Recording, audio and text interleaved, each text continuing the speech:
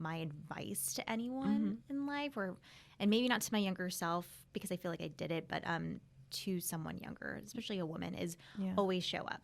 That's one thing that I feel like is my motto. And I tell, some of the younger people I work with to just always show up.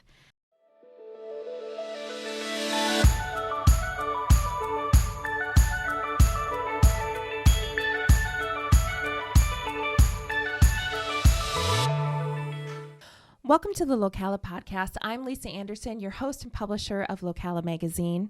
I'm here today with Pamela Calero, but first I want to thank our sponsor, which is Your Place Insurance, Mortgage and Title, your one-stop shop for all your home needs. You can get insurance, title services, mortgage services, commercial loans, and you also get a professional realtor through Professional Realty of Ocala. Go ahead and contact Chad at www.yourplaceocala.com. So I am super excited to have Pam here, and she is it Pamela Calero Wardell or? I usually go by both. That. Yeah. I don't know what my last name is anymore, but Calero Wardell I'm trying to make that work. Yeah. Trying to get it to stay. To stay, yeah. And you are the executive director, if anybody doesn't know, of the Reilly Arts Center. Yes. So welcome. Thanks. I'm excited to be here. It's awesome. Well, awesome. Well, let's go ahead and start talking about the Reilly first and just get the nice stuff out of the way. All and then we'll dive into your personal life because that's that's the fun part of Locala, right? Yeah. So, okay. Well, tell me exactly what your job entails at the Reilly. So the Reilly, I really look over pretty much everything from fundraising. That is my primary responsibility. But I work with our marketing team and our rentals team and programming and the school. I've been there since the start. It's been 8.5 years. And Lisa, you remember? That long? Yeah. Well, 8.5 years since I started. Okay. And then this October is going to be the Reilly's 7-year anniversary. Wow. So it's hard not to get into pretty much everything while I'm there. Yeah. But yeah, fundraising, I look over marketing, and I just work with our really awesome team. Yeah. What does your job look like now compared to where it started 8.5 years ago? 8.5 years ago, started fundraising for the Reilly, for it to be built, and was just really in charge of the Symphony marketing and fundraising. And now, we have a $8 million, arts facility. We have a school. We have 2 theaters. We have a big team. When we started out, there were only 3 of us. And now we have 14 people. Wow. So we've really grown, and it's been a really great experience to be a part of it. Yeah, it's amazing. So you also have board members as well as an associate board. So tell how those kind of roles play out. So the Reilly is 501c3. We're nonprofits. We have a board of directors who are governing, and that group is a group of 12 professionals, within the community, and a lot of them have businesses outside of the community, but their primary job is helping with governing and policy, and they all contribute and fundraise for the Reilly. Our associate board, we started 3 years ago now, and it's a group of people 21 to 40. And they are more in, they really take the grassroots and share what is happening and get people excited about the Reilly, the Marion, the Symphony. And their real job has been getting the Encore Society, up and running. And again, engaging that 21 to 40-year-old group, whether it's a young professional or young families. Their job really is, we're trying to sustain and grow the arts, and that really starts with that age group because they are the people who are going to need to come to the concerts and give and support, and they're going to be, that torch is being passed on to them. Yeah. So we want them to be a part of what's happening at the Reilly. Yeah. So now that you have the black box and kind of that whole box office in front with the new edition and everything, so it's finally. so beautiful. Yeah, we it's had a gorgeous. 6-foot table for 6 years. Yes. And now we have an actual box office. So it's been pretty awesome. Yeah. So how is that coordinating between the two stages, because you can actually have 2 shows going at once? Yeah. And we've had a national artist and a 700-seat in our 700-seat auditorium packed while a jazz night is happening in the black box. Wow. It's been so dynamic because really everyone gets to come in through the same entrance, and it's new if you haven't been. For anyone who hasn't been, it's we have a new bar, we have expanded lobby area, so you can come in, grab a drink, chill, and it's kind of nice because even if you're going to the jazz show, you're like, what's going on in there? You can go and peek and check that out. So it's really brought everything together. Yeah. What is probably the best part of your job that you like? The people. Yeah. The people. My job entails a lot of, working with big donors and really serious things, and a lot of things that sometimes aren't fun. But one of my favorite things to do is if you see me in the lobby at an event, opening a door, greeting people, telling them where to go, talking to them. That is my favorite part of it. And it all does come back to the people. So I love talking with our donors, our patrons, first timers. I love our staff. We have some of the most incredible people that work at the Reilly.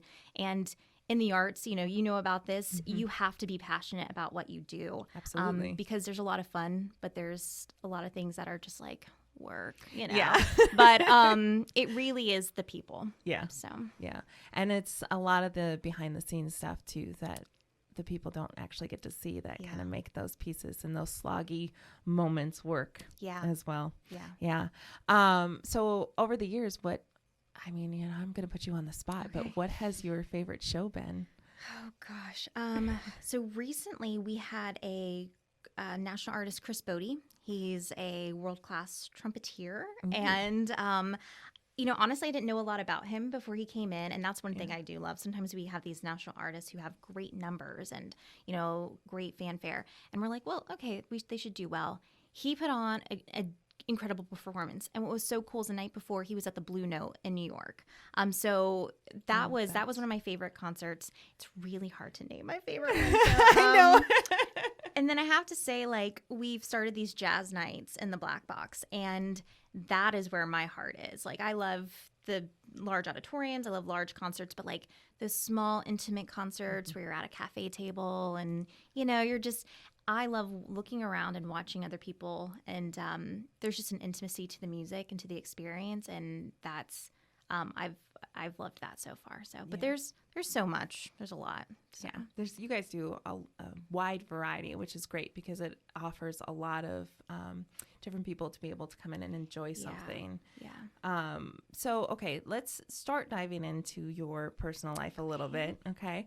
But we'll keep it on the work side first. So how did you first get involved with the symphony? How did your life turn towards that? So, I was working for the city of Locala in public communications at that time, and I really wanted to get back into the arts and do something in the arts.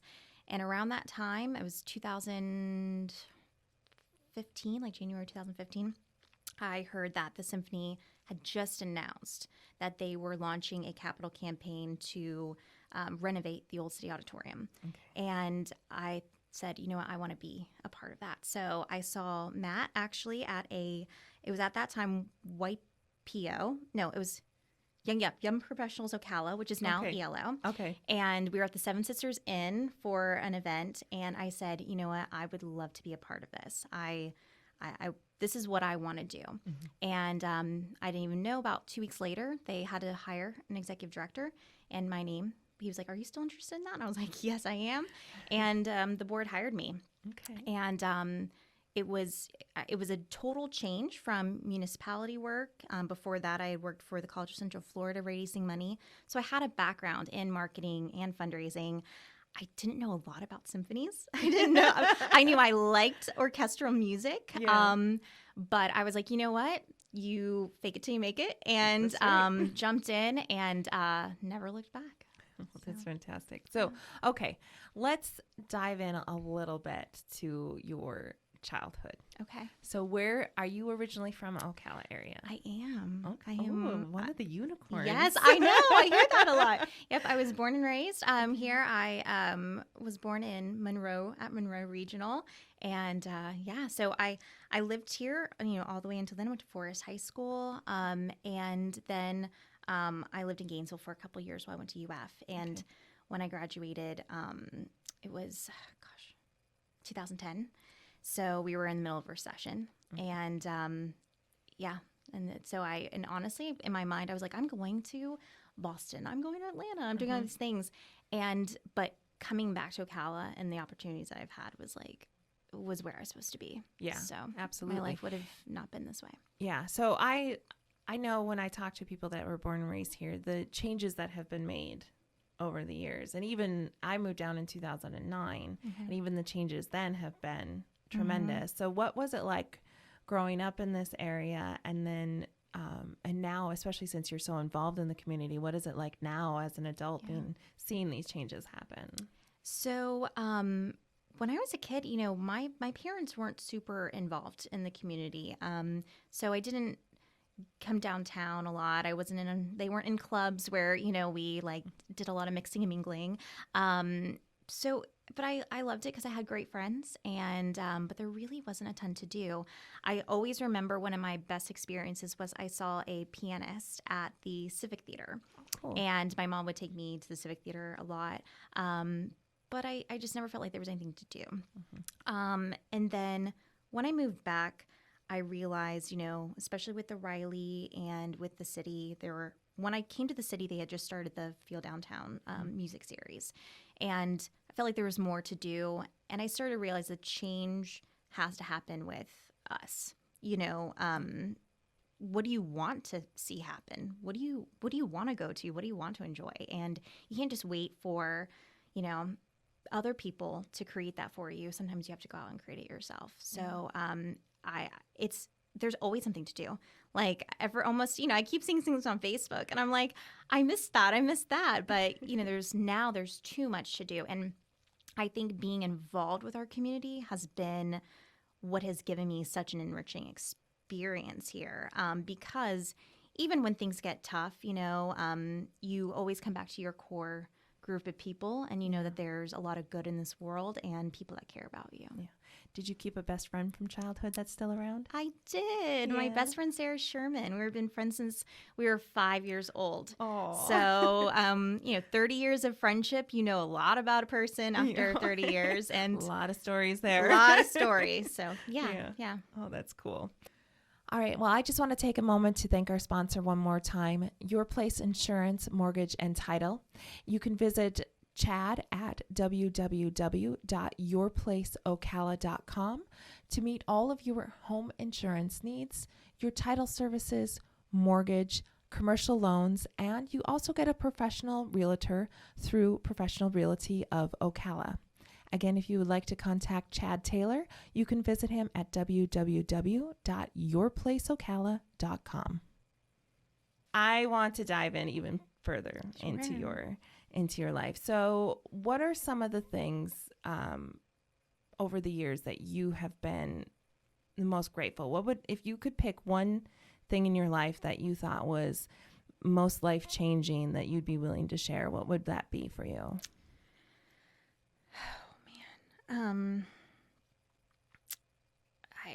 I guess I'd say, I want to say friendships. I feel like I've been talking a lot about people and friends, but friendships are huge. Yeah. So, getting emotional. Lisa, my gosh. No, I think I've had different friends over the years. I've had a lot of long-term friends, and I don't know why I'm getting so emotional about this, but people connect. They change you in different ways, and even if they're not there for a long time. Yeah. So I think that right there just shows, I just think people are really important, and we have to love one another. And honestly, I think the relationships that I've built in my life have been people who have been there for me, who I've been able to be there for and grow through. And I think that's probably the biggest thing that's been an experience for me. And then honestly, I've been reflecting a lot about my 8.5 years with the Reilly, and to see something that was very hard in the beginning grow and be nurtured. And again, the relationships that go into that, and learning a lot about yourself and yourself under pressure. I think that too, if I could have two things, Yeah. and it's crazy because like, some people don't connect with their work as much. They're like, that's my job. This is my personal life. But for better or for worse, my work is very much entwined with my personal life. And some people may not know, I work with my husband. I was just going to say, speaking of better for worse. Yeah, so I work with him, and it's been really cool. People are always like, how is it to work with your spouse? And so for number one, we're pretty much in like we do different things. But also it's, you share in the challenges, but you also share in the success, which and you can bring work home a lot, but at the same time, if you really love what you do, you always have something to talk about. Yeah. so it's good. Yeah. So Matt Yes. Wardell is your husband, and he is also the CEO and artistic director, correct? Yes. Okay. And you guys actually started your relationship during the Reilly. Yeah? Yes. So how was that navigating? Because you guys were very much in the public eye. And so how was that navigating a new relationship? It was as a woman, I would say it was kind of scary at first because you're nervous that you're bored and you don't have my board of directors, and you're nervous that people will look at you a little differently if you're in a relationship with who you work with, Yeah. But and just kind of feeling it out, like, is this going to be a thing or is it not, Yeah. And we had to be pretty serious from the beginning. Okay, if we're going to be together, we need to be together because you can't let it interfere with work and with the image of the Reilly. Right. So it was kind of challenging at first, but once we were like, you know what, we're in this and we're growing together and building together, that was it. And to be honest, no one cares. No. That is one thing I always want to say to people. I'm like, people get so nervous about like, oh my gosh, what are people going to think? What's my board going to think? Our board was like, duh, we knew you guys were, into each other. And also no one cares because in 1 week, whatever is like the big thing is people are going to move on to something else. And so they're like, oh, they're together. Wow. Then I'm like, okay, then it's something else. So no one's thinking about you. Yeah. Hopefully. Hopefully. And if they are, then that's a whole other story. So, yeah. Well, perfect. Well, how long has it been since you guys got married now? It was 3 years in April. 3 years? Okay. Yeah. Oh. We had our first anniversary during the pandemic, which was gosh. great. We ordered in from La Cuisine. Oh, perfect. And that was really fun. But yeah, 3 years. And it's, I think it's like in Hollywood where they're like, oh yeah, 3 years is like 10 years. And I'm like, yeah. Pretty much. So yeah, but it's been great. He's wonderful. And I learned from him and he learns from me, and it's a lot of fun. Yeah. I enjoy being with him. And we have a wonderful dog, Buckley. Yay. Yeah, so it's good. Perfect. So you guys do some traveling. Yeah. Yeah. Where have you been, and what is your favorite thing to do? Oh gosh, I love traveling together. Probably one of our best trips, we went to Paris, and it sounds so cliche, but we walked that city like into the ground. Wow. We saw an opera. We went to the Louvre. Like it was amazing. Right before the pandemic, actually, we went to Barcelona, and that was awesome. My family is from Spain. Okay. And so that was just really cool to go there, and I always like to eat as much food as I can.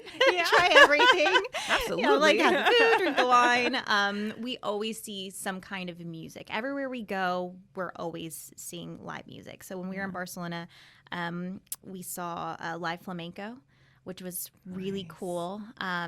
Recently, we went on like a road trip out to Austin, Texas, and we saw Steely Dan at Austin City Limits, which was cool. Yeah, that is cool. But we always try to incorporate some kind of music into our trips. So. As you probably should, right? Yeah. I research all the time, and I Yeah. love. And it's nice because it's hard. I'm sure if you're somewhere where you're doing what, I think like restaurateurs have a hard time going to other restaurants. I'm friends with one, and you're always picking out things about that place. But for us, I always get inspiration from any place that we go, whether it's their how they're seating people or pre-show slides, or there's always something you can glean from an experience. Yeah, absolutely. So what's the difference between where you saw yourself as a child to where you actually are? I think that I thought I would live somewhere different, but without sounding cliche, there are times where I look around and I'm like, this is where I saw myself. Yeah. And personally and professionally, I look around my house. I love jazz music, and there are these moments where I'm sitting and I love rain. I'm like quintessential, movie Jazz kind of person playing, jazz. rain pouring down, and I see my dog, and usually Matt's like reading or something, and I'm like, this is what I envisioned my personal life to be like, and it all goes back. Nothing's ever perfect. There's a lot of challenges, but this is where I saw myself, and I saw myself in the arts. And it's just kind of a matter of making it, kind of creating the life that you want. Yeah. So, what did you wind up getting a degree in when you went to college? I got my undergraduate in public relations, and then later on, even after I started working for the Reilly, I went back and got my MBA. Oh, nice. So the MBA was kind of like to just solidify what I needed in life. But the public relations, I actually wanted to be a journalist at first. And then someone came to my school, like my senior year, and was like, here's what people in public relations do. You could be on a cruise ship, and you could, be the activities director. I was like, that sounds awesome. And so I went into public relations. Yeah. But you learn a lot of reporting and journalism while you're there. So when I went to UF, but that was my undergraduate degree. Yeah. Didn't have anything in the arts. I did take like a theater class, but that was my extent of professional. Yeah. So now you have hands deep in the arts, but in an entirely different way than possibly imagined, I would think. Yeah, 100%. Yeah. 100%. So what would you give yourself advice now that where you're at? If you could look back maybe 10 years or so, what would be the advice that you would give yourself? Not to let the small things trip you up. I think there were, and I'm trying to think 10 years ago, I was already 25, but I'm thinking there are so many things that take up so much of your energy when you're younger, and whether it's in college and first starting out in relationships that are like sucking the life out of you, or you stay in because you think you should be there, or jobs where you're worried about everything. It's just don't sweat the small stuff, and learn from those things, and then move on. Like if it's something that is hard that's happened to you, learn from it, move on, but don't let it trip you up and on your way to like achieving your goals. I think there's a lot of time that I feel could have been used more efficiently, or maybe I wasted in a way. Just by worrying about others or worrying about stupid things, worry about boys, like dumb stuff. I would tell any girl, don't worry about boys. But I think that's my biggest thing, and just enjoy it, enjoy the ride. Yeah. So you talk a lot about relationships and friendships and stuff like that. What do you think for you is the core foundation for a good friendship? I'd say trust. I think trust is number one. Being able to be yourself with that person, being able to really know that they're going to love you, and one day you can say, I think I'm going to be an astronaut, and the next time, you think you're going to be, something else. They change with you. Yeah. But I think that's the biggest thing. And then it's just important to grow together.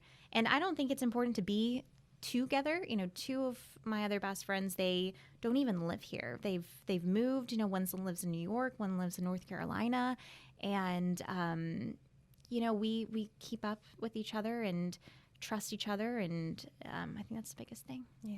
I think I've seen some girls' weekends posted from New York. Yeah. So do you get to up there quite a bit, or? I do, and I do make a lot of time for that. But yeah, I have like those pods of friends. I have my friends that I grew up with, and then I have friends that I've just kind of made in my adult life. Yep. And each one of them, they all teach me something, and mean so much to me. Yeah.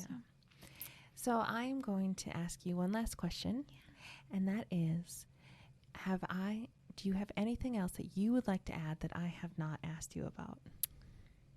No. I did have one thing prepared because I thought you might ask me this, but I guess I would say my one thing, if I had to say my advice to anyone in life, and maybe not to my younger self because I feel like I did it, but to someone younger, especially a woman, is always show up. That's one thing that I feel like is my motto. And I tell some of the younger people I work with to just always show up. And whether it's for that class you have to go to, or sometimes, we all want to be like, I don't want to go to that networking thing. I just want to go home. My pajamas. I have found that if I just go to that thing, I always come out better than I would have been before. Whether it's a professional connection that I made, whether it's I talked to someone and, I was in a better mood. It's like 1 hour, 30 minutes out of your day, and always you come out of it better than you went in. So that's my one thing that I would add to my Locala visit is just show up, and Perfect. You'll be happy you did. Well, excellent. Well, thank you so much, Pam. I'm so glad you were here and visited with us. And if you would like to learn more about Pam and the Reilly Arts Center, you can visit www.reillyarts.com, Reilly Arts Center? Yes. .com. Yep. And thank you once again for joining us on the Locala Podcast. I'm your host and publisher of Locala Magazine, Lisa Anderson. And once again, we're going to thank our sponsor, Your Place Insurance, Mortgage and Title. You can visit them at www.yourplaceocala.com. We'll have a link in the description for both of them. And if you want to get more information on Locala, you can visit www.localamag.com.